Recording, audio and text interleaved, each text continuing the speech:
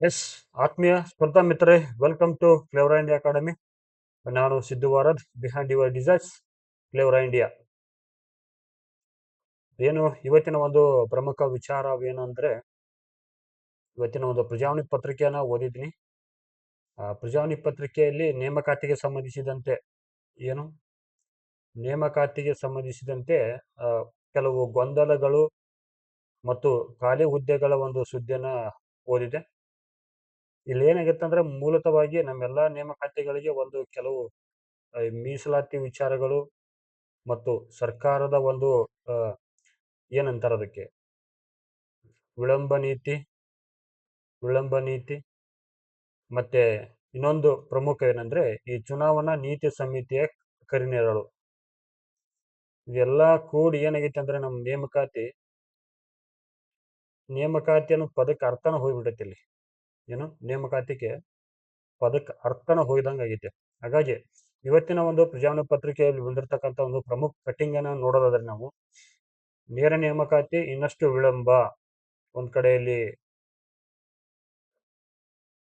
ಪ್ರತಿಭಟನೆ ಇರ್ತಕ್ಕಂಥ ಒಂದು ವಾಸ್ತವ ಸ್ಥಿತಿಯನ್ನು ನೋಡ್ತಾ ಇದ್ದೀವಿ. ಮತ್ತು ಇರ್ತಕ್ಕಂಥ ಖಾಲಿ ಹುದ್ದೆಗಳ ಸಂಖ್ಯೆಗಳನ್ನು ನೋಡ್ತಾ ಇದ್ದೀವಿ.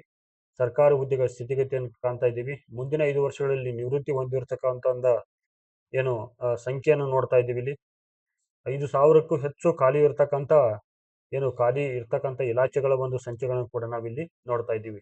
ಏನಿದ್ರ ವಾಸ್ತವ ಸ್ಥಿತಿ ಅಂತ ನೋಡೋದಾದ್ರೆ, ನಾವು ಈಗ ಆಲ್ರೆಡಿ ಏನು ಸರ್ಕಾರ ಬಜೆಟ್ ಅಲ್ಲಿ ಮಂಡನೆ ಮಾಡಿರ್ತಕ್ಕಂಥ ಒಂದು ವಿಚಾರವನ್ನು ನೋಡೋದಾದ್ರೆ, ಸುಮಾರು 56,000 ಹುದ್ದೆಗಳನ್ನ ನಾವು ತುಂಬ್ತೀವಿ ಅಂತ ಬಜೆಟ್ ಅಲ್ಲಿ ಘೋಷಣೆ ಮಾಡಿದ್ರು ಸನ್ಮಾನ್ಯ ಮುಖ್ಯಮಂತ್ರಿಗಳು. 2026 ಮತ್ತು 27ನೇ ಸಾಲಿನಲ್ಲಿ ಒಟ್ಟು 56,432 ಹುದ್ದೆಗಳನ್ನ ನಾವು ತುಂಬ್ತೀವಂತ ಏನಂದ್ರೆ ಬಜೆಟ್ ಅಲ್ಲಿ ಘೋಷಣೆ ಮಾಡಿದ್ರು. ಬಜೆಟ್ ಅಲ್ಲಿ ಘೋಷಣೆ ಆಯ್ತಿದ್ದು, ಬರೀ ಘೋಷಣೆ ಆದ್ಮೇಲೆ ಅದ್ರ ಮುಂದುವರೆದ ಭಾಗ ಏನು ಎಲ್ಲ ಮ್ಯಾಟರ್ ಆಗತ್ತೆ. ಇಲ್ಲಿ ಇಲ್ಲಿ ನೋಡ್ರಿ, ಆರ್ಥಿಕ ಇಲಾಖೆ ಮಂಜೂರಾತಿ ನೀಡಿದ ಒಟ್ಟು ಹುದ್ದೆಗಳ ಸಂಖ್ಯೆಯನ್ನು ನೋಡೋದಾದ್ರೆ, ನಾವು ಆ ಗ್ರೂಪ್ ಪೇ ಎಷ್ಟೈತೆ ಅಂದ್ರೆ 562 ಹುದ್ದೆಗಳನ್ನು ನೋಡ್ತೀವಿ ನಾವು.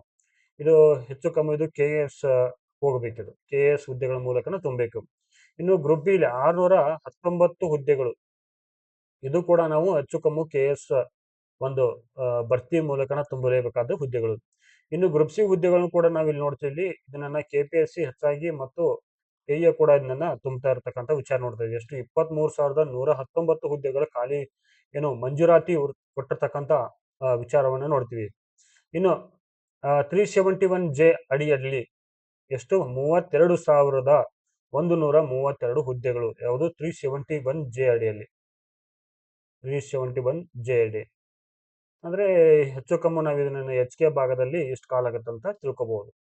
ಒಟ್ಟು ಹುದ್ದೆಗಳ ಸಂಖ್ಯೆ ಎಷ್ಟಂದ್ರೆ 56,432.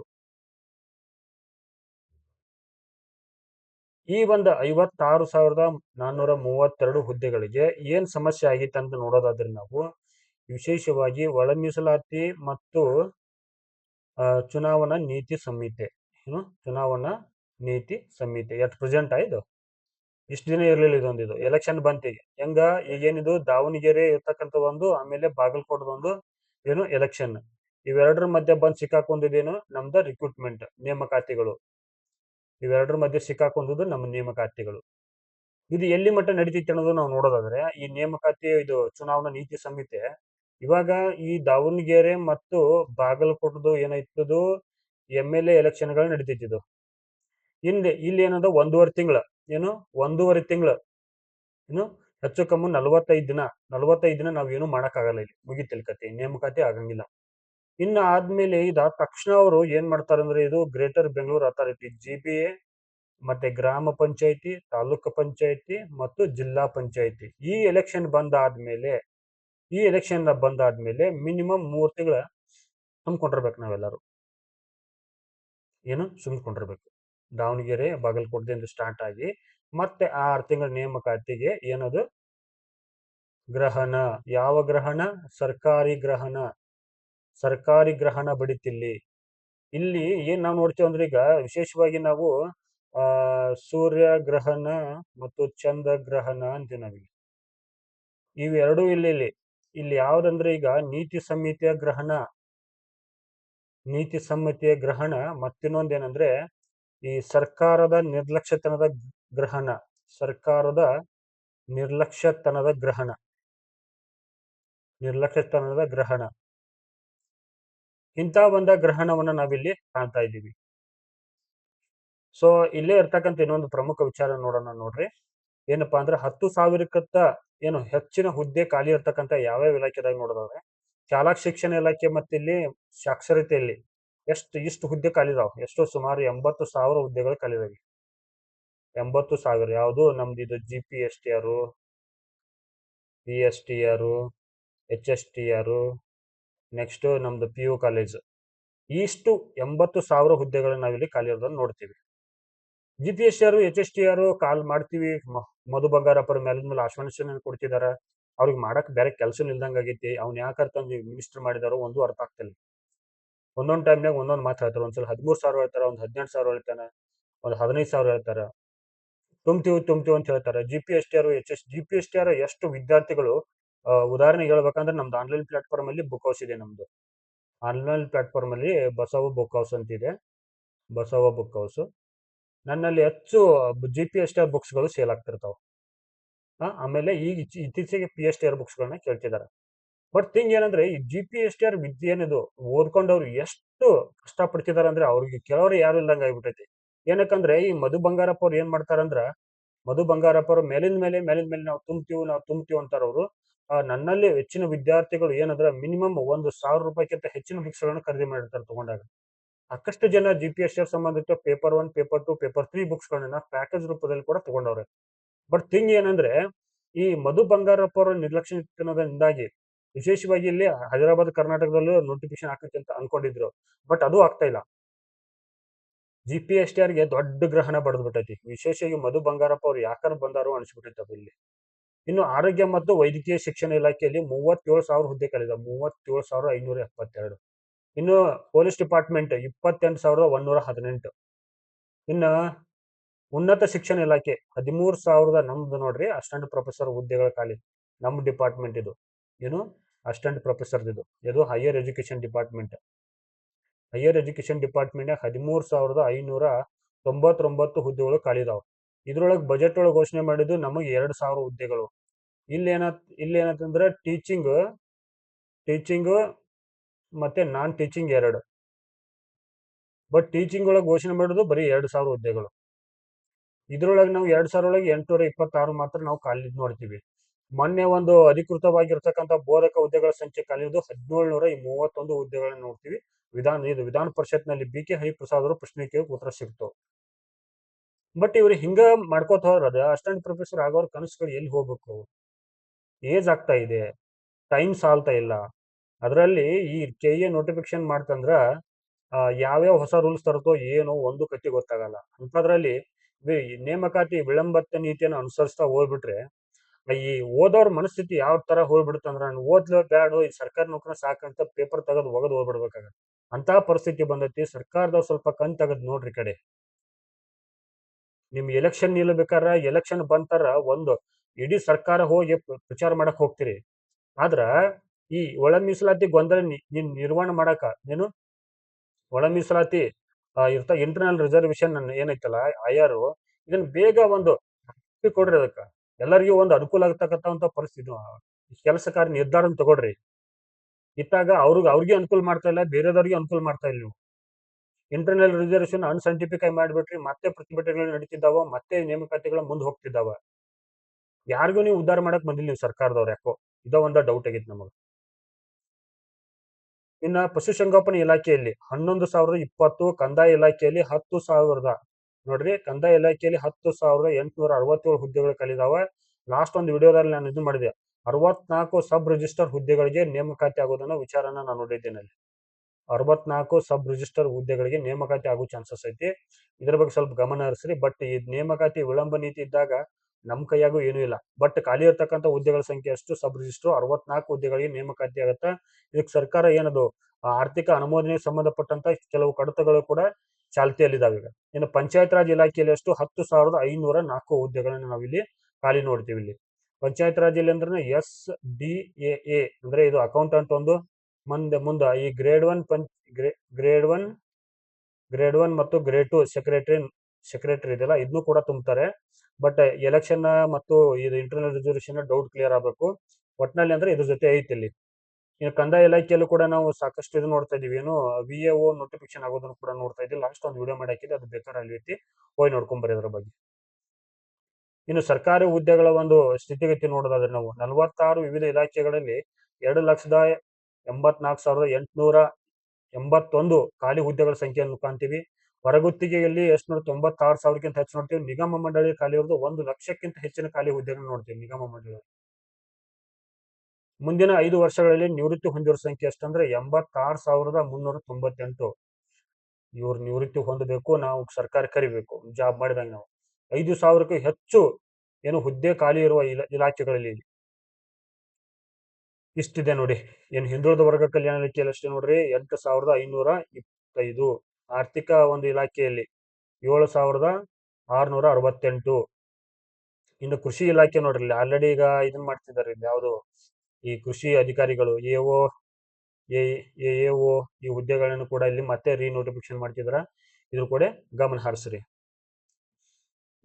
ಅದ್ರ ಜೊತೆ ಒಂದ್ 4-5 ಪ್ರಶ್ನೆ ನೋಡೋಣ. ಸರಿಯಾದ ಉತ್ತರ ಯಾರು ಗೊತ್ತಿದ್ರೆ ಹೇಳ್ರಿ. ಬರೀ ರಾಜಕೀಯ ವಿಷಯ ಅದು ಇದು ನೋಡೋದಾಗಬಾರ್ದು, ಪ್ರಶ್ನೆಗಳು ಕೂಡ ಸ್ವಲ್ಪ ನೋಡೋಣ.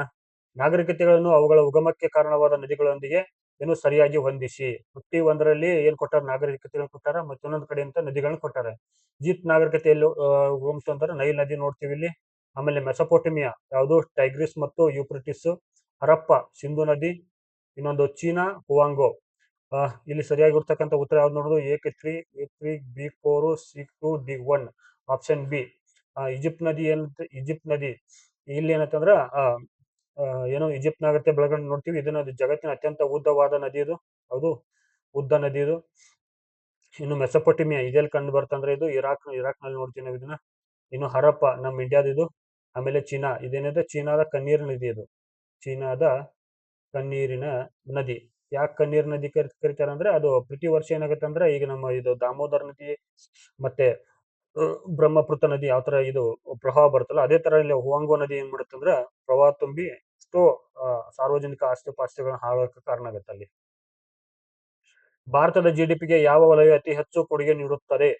ಯಾವ್ದಿದು, ತೃತೀಯ ವಲಯ, ಅಥವಾ ಸೇವಾ ವಲಯ. ಇಲ್ಲಿ ಏನಂತಾರೆ, ಸಾಫ್ಟ್ವೇರ್ಗಳು ಮತ್ತು ಸರ್ವಿಸ್ ಸೆಕ್ಟರ್ ಅಲ್ಲಿ ಅತಿ ಹೆಚ್ಚು ಇನ್ಕಮ್ ಬರ್ತೈತಿ, ಹಾಗಾಗಿ ಅದ್ ನೋಡ್ತೀವಿ. ಇನ್ನು ಪ್ರಾಥಮಿಕ ವಲಯದಲ್ಲಿ ನಾವೇನ್ ನೋಡ್ತೀವಿ, ಬರೀ ಕೃಷಿ ನೋಡ್ತೀವಿ ಇಲ್ಲಿ.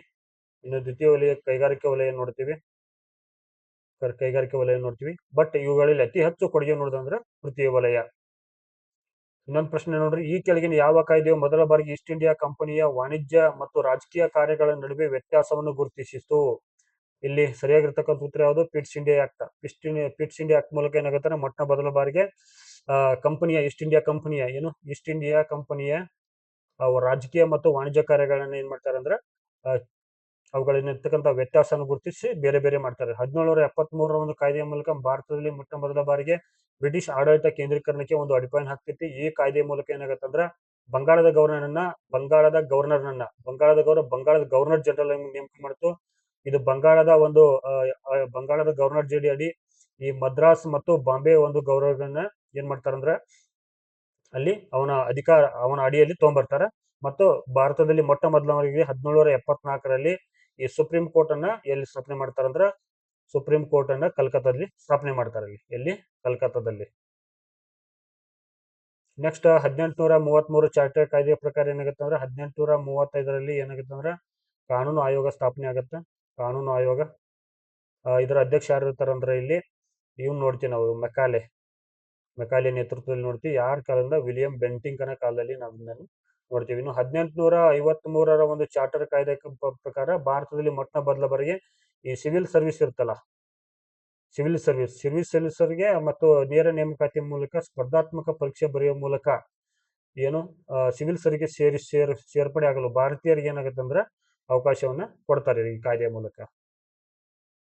ನೆಕ್ಸ್ಟ್, ಭಾರತದಲ್ಲಿ ಮೊದಲ ಬಾರಿಗೆ ಲೋಕ ಸೇವಾ ಆಯೋಗದ ಪಬ್ಲಿಕ್ ಸರ್ವಿಸ್ ಕಮಿಷನ್ ಸ್ಥಾಪನೆಗೆ ಯಾವ ಕಾಯ್ದೆಯು ಅವಕಾಶ ನೀಡಿತು? ಯಾವುದು, 1919ರ ಭಾರತ ಸರ್ಕಾರ ಕಾಯ್ದೆ. 1909ರ ಭಾರತೀಯ ಮಂಡಳಿ ಕಾಯ್ದೆ ಪ್ರಕಾರ ಏನಾಗುತ್ತೆ ಅಂದ್ರೆ ಈ ಕಮ್ಯುನಲ್ ಇದು ಬರುತ್ತಲ್ಲ, ಇದು ಕೋಮು ಪ್ರಾತಿನಿಧ್ಯ ಮತದಾನ, ಕೋಮುವಾರು ಪ್ರಾತಿನಿಧ್ಯ ಮತದಾನ ಕೊಡ್ತಾರೆ. ಇಲ್ಲಿ ಕೋಮುವಾರು ಪ್ರಾತಿನಿಧ್ಯ ಕೊಡ್ತಾರೆ. ಯಾರ ಕಾಲದಿಂದ? ಇದು ಮಾರ್ಲೆ ಮಿಂಟೋ ಸುಧಾರಣೆಗಳ ಮೂಲಕ. 1835 ಭಾರತ ಸರ್ಕಾರದ ಪ್ರಕಾರ ಅಂತಂದ್ರೆ ಇದು ಸುಪ್ರೀಂ ಕೋರ್ಟ್ ನ ಸ್ಥಾಪನೆ ಮಾಡ್ತಾರೆ. ಫೆಡರಲ್ ಕೋರ್ಟ್ ಅನ್ನು ಸ್ಥಾಪನೆ ಮಾಡ್ತಾರೆ. ಫೆಡರಲ್ ಕೋರ್ಟ್ ಸ್ಥಾಪನೆ ಮಾಡ್ತಾರೆ. ಆಮೇಲೆ 1947 ಸ್ವಾತಂತ್ರ್ಯ ಕಾಯ್ದೆಯ ಮೂಲಕ ಏನಾಗುತ್ತೆ ಅಂದ್ರೆ ಭಾರತ ಮತ್ತು ಏನದು ಪಾಕಿಸ್ತಾನ ಎರಡು ರಾಷ್ಟ್ರಗಳ ಉದಯ ಆಗುತ್ತಾ. ಇಲ್ಲಿ ಇನ್ನೊಂದು ಏನ್ ಬರ್ತಂದ್ರ ಮೌಂಟ್ ಬ್ಯಾಟನ್ ಯೋಜನೆ ಕೂಡ ಅಂತ ಕರೀತಾರೆ ಇದಕ್ಕೆ. ಮೌಂಟ್ ಬ್ಯಾಟನ್ ಯೋಜನೆ ಮೂಲಕ. ಮತ್ತೆ ಇನ್ನೊಂದು ಡಿಗ್ಗಿ ಬರ್ಡ್ ಯೋಜನೆ ಅಂತ ಕೂಡ ಕರೀತಾರೆ ಇದಕ್ಕೆ, ಡಿಗ್ಗಿ ಬರ್ಡ್. ಮತ್ತು ಬಾಲ್ಕನ್ ಪ್ಲಾನ್ ಅಂತ ಕೂಡ ಕರೀತಾರೆ ಇದಕ್ಕೆ, ಹೌದಾ. ಮತ್ತು ಇಲ್ಲಕ್ಕಂದ್ರ ಜೂನ್ ಪ್ಲಾನ್ ಅಂತ ಕೂಡ ಕರೀತಾರೆ. ಬಾಲ್ಕನ್ ಅಲ್ಲ, ಜೂನ್ ಪ್ಲಾನ್ ಅಂತ ಕೂಡ ಕರೀತಾರೆ. ಕೊನೆಯ ಪ್ರಶ್ನೆ ನೋಡ್ರಿ, ಡಾಕ್ಟರ್ ಬಿ ಆರ್ ಅಂಬೇಡ್ಕರ್ ಯಾವ ವಿಧಿಯನ್ನು ಸಂವಿಧಾನದ ಹೃದಯ ಮತ್ತು ಆತ್ಮ ಎಂದು ಬಣ್ಣಿಸಿದ್ದಾರೆ? ಯಾವುದು?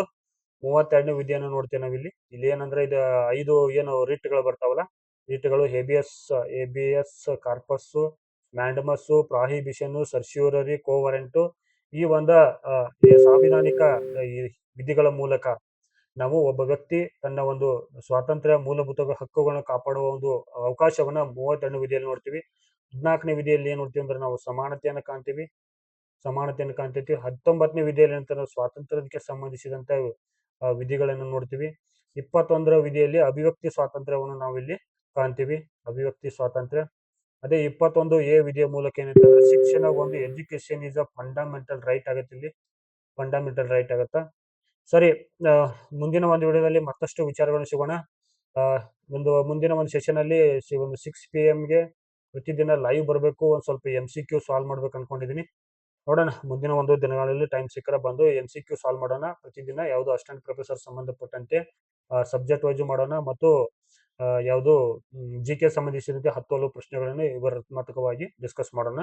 KA ಕ್ವಶನ್ ಪೇಪರ್ಗಳನ್ನ ಸಾಲ್ವ್ ಮಾಡ್ತಾ ಹೋಗೋಣ. ನಮ್ದು ಹೆಸರು KA ಕ್ವಶನ್ ಪೇಪರ್ ಬರುತ್ತಲ್ಲ, ಇತ್ತಿನ ದಿನಗಳಲ್ಲಿ ಇವುಗಳನ್ನ ಏನ್ ಮಾಡೋಣ, MCQ ಮಾಡ್ಕೊಂಡು ಲೈವ್ ಸೆಷನ್ ಬರ್ತೀನಿ. ನೀವೆಲ್ಲರೂ ಬಂದು ಅಲ್ಲಿ ಪಾಲ್ಗೊಳ್ರಿ. ನಿಮ್ಗೆ ಒಂದು ಐಡಿಯಾಗಳು ಬರುತ್ತೆ GK ಹೆಂಗ್ ಓದ್ಬೇಕು, ಏನ್ ಮಾಡ್ಬೋದು ಅಂತ. ಇನ್ನೊಂದು ಕೊನೆಯ ಅನೌನ್ಸ್ಮೆಂಟ್ ಅಂದ್ರೆ ನಮ್ಮ GK ಮಾರ್ಗದರ್ಶಿ ಕೋರ್ಸು ಹಂಗ ಸ್ಟಾರ್ಟ್ ಐತಿ. ಈಗ ಈ ವಾರ ಜಿಯೋಗ್ರಫಿ ನಡೆದಿದೆ. ಇವತ್ತು ಈ ವಾರ ಜಿಯೋಗ್ರಫಿ ಪ್ರಿಪರೇಷನ್ ನಡೆದೈತಿ. ಯಾರು ಜಾಯ್ನ್ ಆಗೋರು ಇದ್ರೆ ಜಾಯ್ನ್ ಆಗ್ರಿ. ಈಗ 8660186299 ಈ ನಂಬರ್ ಕಾಲ್ ಮಾಡ್ರಿ. ನಿಮ್ಗೆಲ್ಲ ಮಾಹಿತಿ ಸಿಗುತ್ತಾ. ಮತ್ತೆ ನಿಮ್ ಕೋರ್ಸ್ ಯಾವ್ದೆಲ್ಲ ಡೀಟೇಲ್ಸ್ ಗಳು ಇಲ್ಲಿ ಕೊಡ್ತಾರ. ಫೀಸು 1499 ಜಾಸ್ತಿ ಏನಿಲ್ಲ. ಯಾರು ಇಂಟ್ರೆಸ್ಟ್ ಇದ್ದಾರೆ ಇವಾಗ ಜಾಯ್ನ್ ಆಗ್ರಿ. ಸರಿ, ಮುಂದಿನ ಒಂದು ವಿಡಿಯೋದಲ್ಲಿ ಸಿಗೋಣ, ಮತ್ತಷ್ಟು ವಿಚಾರಗಳನ್ನು ಸಿಗೋಣ. ನಿಮ್ಮೆಲ್ಲರೂ ಕೂಡ ಈ ಒಂದು ವಿಡಿಯೋ ನೋಡೋದಕ್ಕಾಗಿ ಧನ್ಯವಾದಗಳು. ನಮ್ಮ ಒಂದು ಯೂಟ್ಯೂಬ್ ಚಾನಲ್ ಸಬ್ಸ್ಕ್ರೈಬ್ ಮಾಡೋದಕ್ಕಾಗಿ ನಿಮಗೆ ತುಂಬಾ ಥ್ಯಾಂಕ್ಸ್ ಅಂತ ಹೇಳ್ತೀನಿ. ಜೈ ಹಿಂದ್, ಜೈ ಕರ್ನಾಟಕ. ಬಾಯ್.